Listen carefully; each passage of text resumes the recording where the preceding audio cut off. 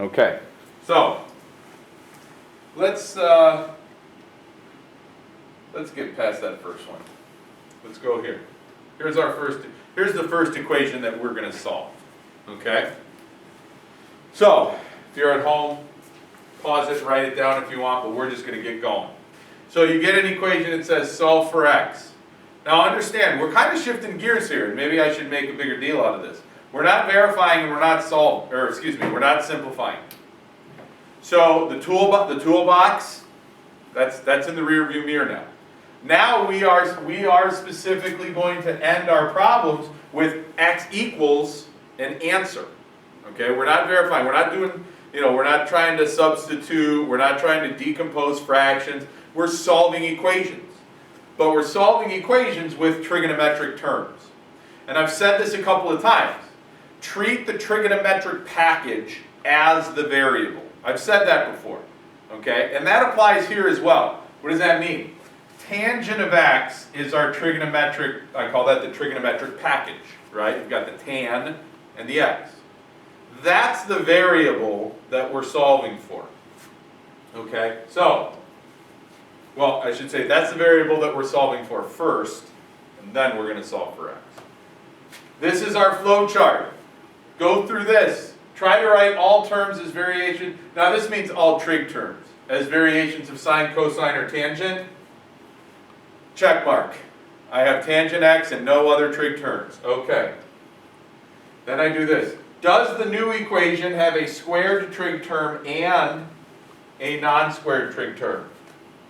No, it does not. It just has a non-squared. Okay, so, no. Use inverse operations to isolate the trig term. Okay, isolate the trig term. Use inverse operations. If I gave you an equation that said this, and said solve for A, what would you do? You'd get rid of the constant, and then you'd get rid of the coefficient, right? That's all we're going to do. That's all we're going to do here. The exact same thing we would have done with that. But we're going to leave the tangent x alone and treat that as the variable. So the first thing we would do is we would subtract radical 3 from both sides. I know it's a radical. That doesn't mean we have to square it. That's the floating constant. We get rid of that by using the inverse operation here.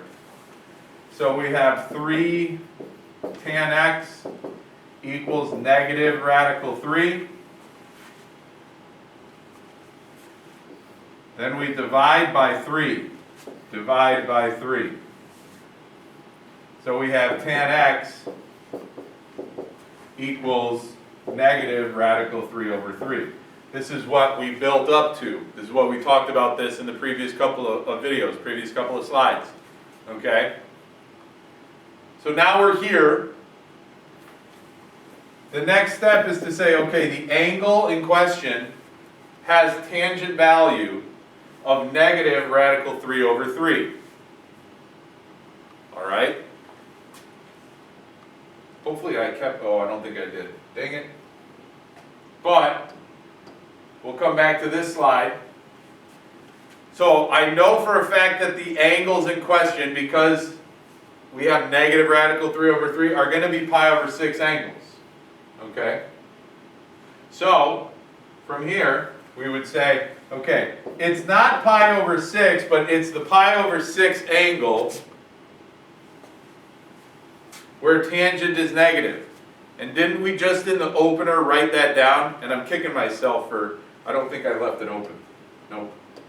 Should have left that open. Sorry. But we had that grid that showed where all of the sines were positive and cosines and tangent. Where is tangent negative? If you wrote that down, okay, tangents are negative in quadrants 2 and 4.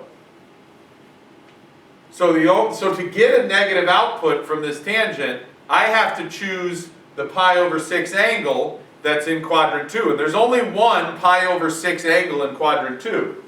It's 5 pi over 6.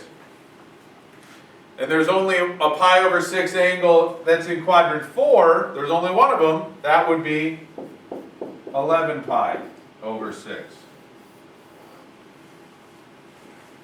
There you go. Okay? Tangents are harder to evaluate than sines and cosines. Sines and cosines, we can actually see the angles.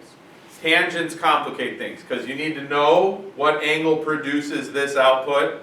2 3s means 2 3s.